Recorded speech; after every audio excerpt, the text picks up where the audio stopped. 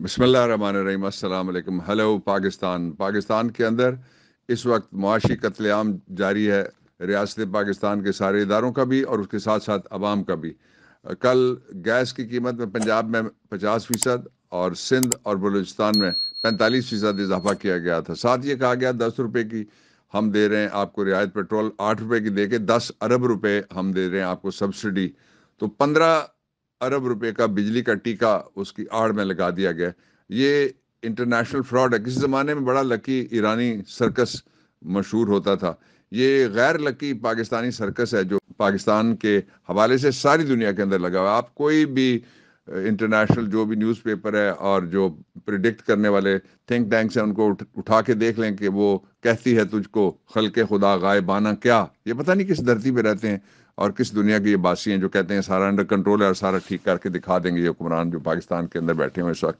दूसरा, एक साहिर लुधियानवी ने कहा था, उसने कहा था कि खेत अपने जलें या गैरों के, कोख धरती की बांझ होती है, और टैंक आगे बढ़ें या पीछे हटें जिंदगी मैयतों पे रोती है।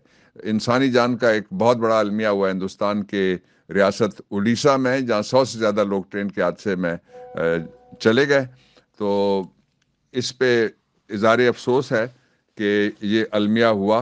इंसानी अलमिए रोके भी जा सकते हैं, नहीं भी रोके जा सकते, उनके ऊपर मैं कोई कमेंट नहीं कर सकता।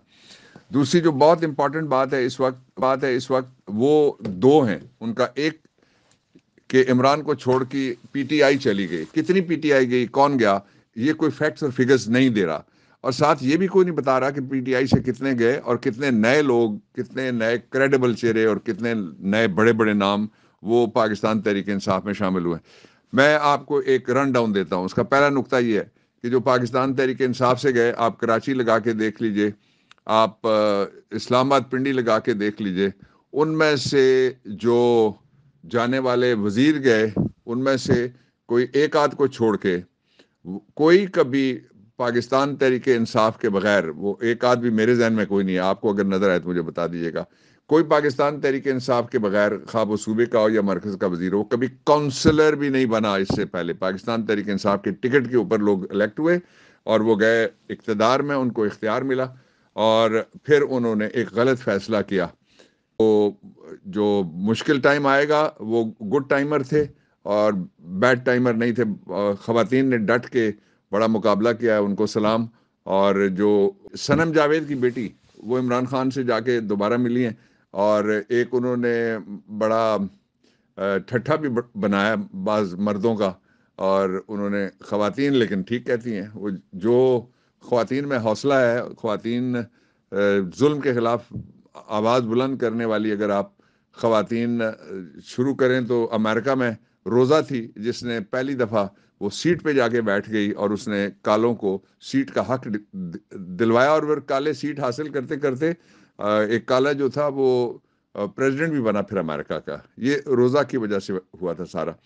दूसरा, इसी तरह से जो इससे पहले की सबसे दुनिया की अजीम हस्ती सैयदा ज़ैनब सलामुल्लाह अलैहा, वो जुल्म के अखीर जब होगी उनके ख़ानदान के साथ और उन आले रसूल सल्लल्लाहु अलैहि वसल्लम के साथ, और असहाब के बच्चे भी साथ थे, दूसरे लोग भी साथ थे, 72 लोग, सारा जब जुल्म हो गया और फिर उस जुल्म की अखीर ये की गई कि जो हुजूर मोहतरम सल्लल्लाहु अलैहि वसल्लम के पाकीज़ा घराने की मुक़द्दरात और इंतहाई मोहतरम ख़वातीन थी, उनको ले जाके उस वक्त के जो सबसे इक़्तिदार परस्त लोग थे उनके दरमियान बिठाया गया। तो वहाँ पहली आवाज़ जो उठी थी डायसेंट की, और पहली आवाज़ जो उठी थी जिसको बगावत की नहीं हक की आवाज़ कहा जाना चाहिए, वो सैयदा ज़ैनब सलामुल्लाह अलैहा ने उनके जालिमों के सामने उनके मुंह के ऊपर आवाज़ उठाई थी। इसलिए जो ख़वातीन आज खड़ी हैं, ये इस दौर की जदीद करबला के दौर में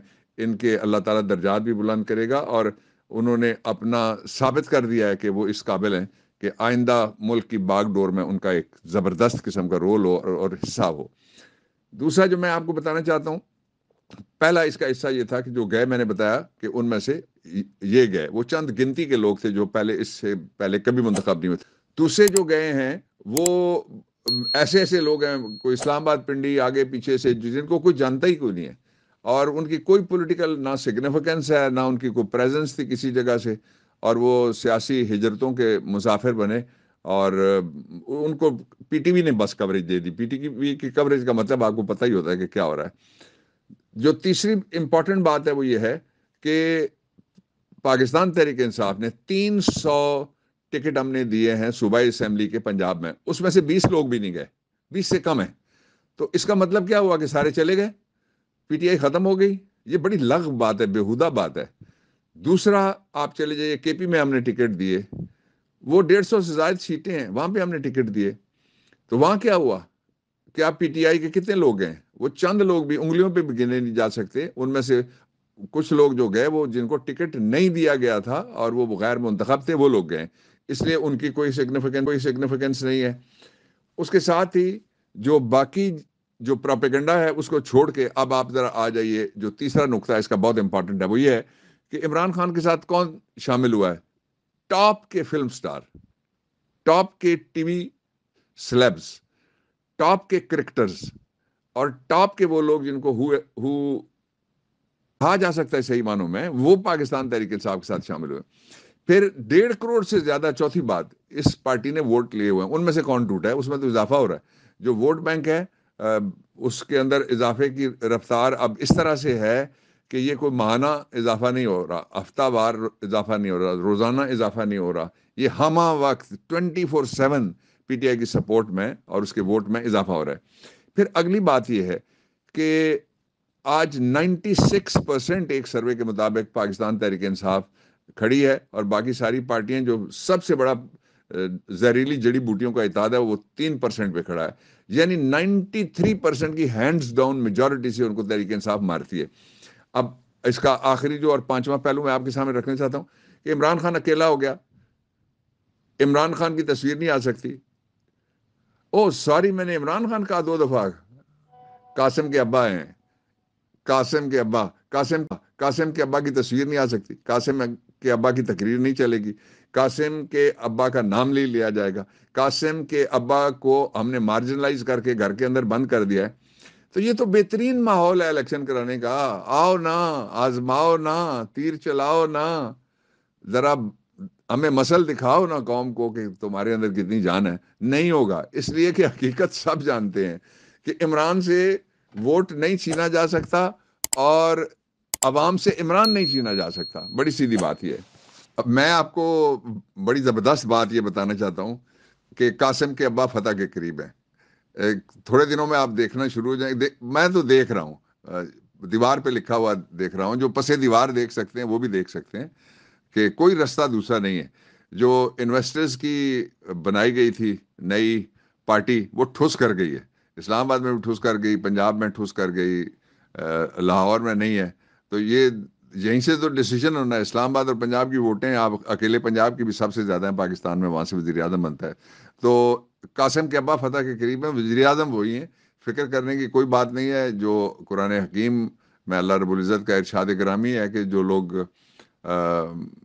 اللہ کے راستے پہ چلتے ہیں، اللہ کے راستے پہ کھلے اور خفیہ خرچ کرتے ہیں اور پکا ایمان رکھتے ہیں، اپنا عقیدہ پکا رکھتے ہیں، آپ حق پہ ہیں، آپ سارے سچ پہ ہیں، آپ میں کوئی مجرم نہیں ہے، آپ میں کوئی منی لانڈرر نہیں ہے، تو اس لیے اس پہ یقین رکھ رہے ہیں کہ نہ آپ کو کوئی خوف ڈرا سکتا ہے اور نہ کوئی حزن و ملال جس کو غم کہتے ہیں وہ کوئی قریب آ سکتا ہے۔